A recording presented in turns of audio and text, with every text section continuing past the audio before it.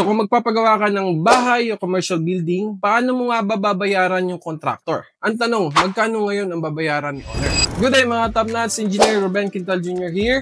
Today we will be discussing the different terms of payments pagdating sa construction contract. So kung magpapagawa ka ng bahay o commercial building, paano mo nga babayaran yung contractor? Well, there are a lot of ways, but we will be discussing only yung mga commonly used practice dito sa Pilipinas.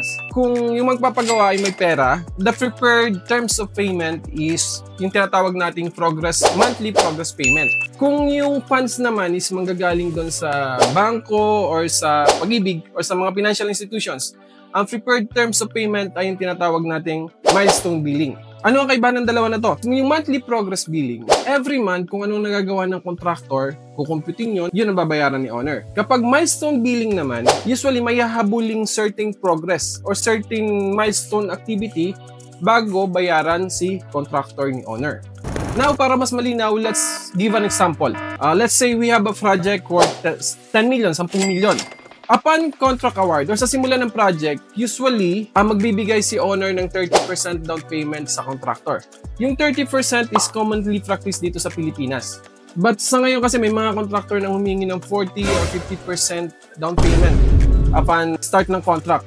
Especially kapag medyo maliliit yung project. But 30% pa rin na pinaka-common. So let's say 10 million yung project. At the start of the project, magda-down payment ngayon si owner ng 30% equivalent to 3 million. Then after down payment, simula na ngayon ng construction. After 1 month, kasi monthly progress billing, magbibill na ngayon si contractor. So babayaran ulit siya ni owner after 1 month. Ang tanong, magkano ngayon ang babayaran ni owner? Depende sa accomplishment. For the sake of this presentation, let's say yung project ay tatapusin ng 4 na buwan. Okay, yung first month, let's say ang accomplishment ni contractor is 20%.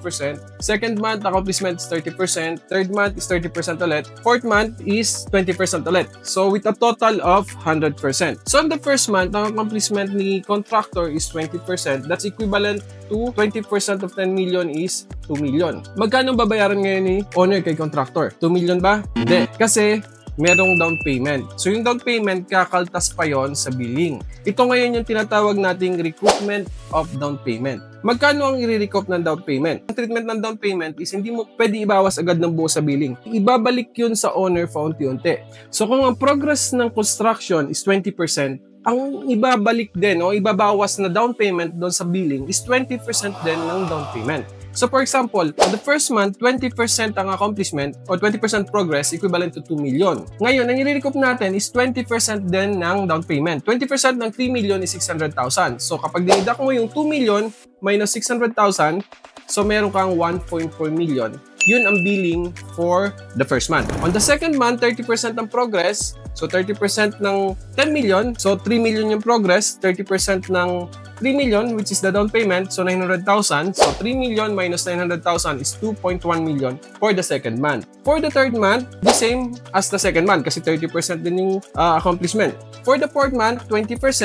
So that is 2 million minus 600,000, 1.4 million din. So first month, ang billing is 1.4 million. Second month is 2.1 million. Third month, 2.1 million.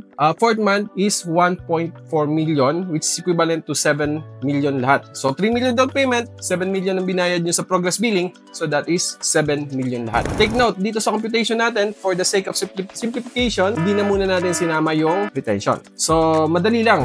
Now for milestone billing naman, since the assumption here is yung fund is manggagaling sa financial institution. Therefore, kung ano yung terms of payment ng financial institution, yun ngayon ang susundan usually ng contractor. Yun ngayon ang magiging milestone para doon sa pagbayad ni owner sa contractor. Usually kasi, pag nakaloan yung project, yung pera from the bank, hindi yun dediretso sa contractor. Dediretso yun sa owner pa rin. Si owner ang magbabayad doon sa contractor. Ang tanong ngayon, since yung pera manggagaling sa bank or sa Pag-ibig, kailangan pa bang may pera din si owner na pang initial cash out? The usual answer is yes, kailangan may pera pa rin siya. Unless otherwise, yung property niya is considered as prime lot or nasa prime location, in which case, yung cost nun is significant in compared dun sa cost ng construction. Pero kung yung location ng lot is nasa loob ng mga residential subdivision, kailangan pa rin may budget pa rin si owner na pang initial cash out para ma-jumpstart yung project. Magkano yon? Usually nasa 40 to 50% of the project cost. Yung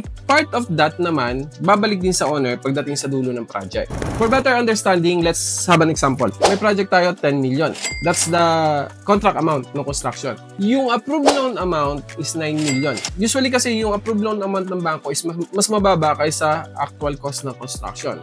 Usually it ranges from 70 to 90% of the construction cost. Ang bank usually may 5 tranches of release. At the start, at the approval of the loan, at 30% progress, 60% progress, 90% progress, at saka 100% progress. Ito ngayon yung tinatawag nating mga milestone. 30% completion, 60% completion, 90% completion, and 100% completion.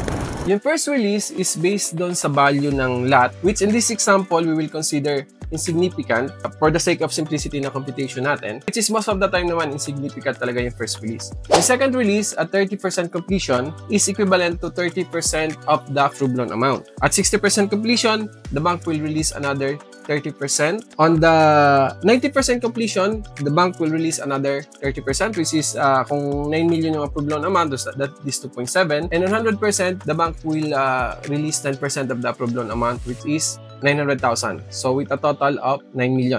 Now, usually si bank, nagre-release siya pag nakagawa ka na. If you notice, gagawa ka muna ng 30% ng project bago ngayon mag-release si bank ng 30% ng loan amount. So the problem naman, si contractor, kailangan bayaran mo muna siya bago siya gumawa ng 30%. So ngayon, sino ngayon ang magbabayad kay contractor para ma-jumpstart yung project? Si owner. Ito ngayon yung initial release ni owner. So, si owner, kailangan niya mag-initial release ng 3 million dun sa contractor para si contractor magsimula ng trabaho.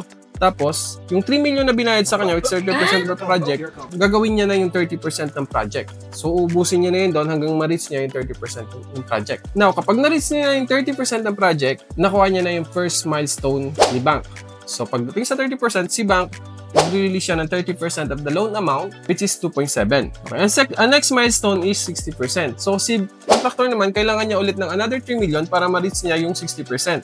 So, ang discrepancy naman doon is 3 million, tapos si bank 2.7 million. So, may discrepancy ng 300,000. Mag-cash out ulit si owner ng additional 300,000. That will be the same on the second tranche. On the second tranche, 60% completion, mag-release ulit si banko ng 2.7. Si owner magka-cash out ulit ng 300,000, makukuha ulit ni contractor yung 3 million, then marireach na yung 90% milestone. Pagdating ngayon sa 90% milestone, mag-release ulit si banko ng 2.7 million. Ang mapupunta kay contractor doon ay 1 million na lang. Nabayaran na siya ng 9 million, so 1 million na lang para ma-reach niya yung 100%. Yung remaining 1.7 million sa release ni bank, babalik na yon sa owner. Pagdating ngayon ng 100% completion, mag-release si banko ng 900,000, wala na mapupunta kay contractor doon. Babalik na yan kay owner to compensate doon para sa mga initial cash out niya.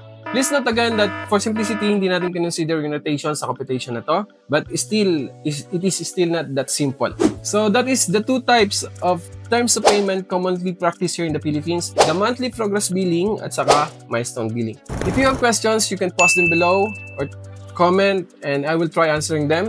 Thank you for watching mga Top Nuts. God bless and see you again next time.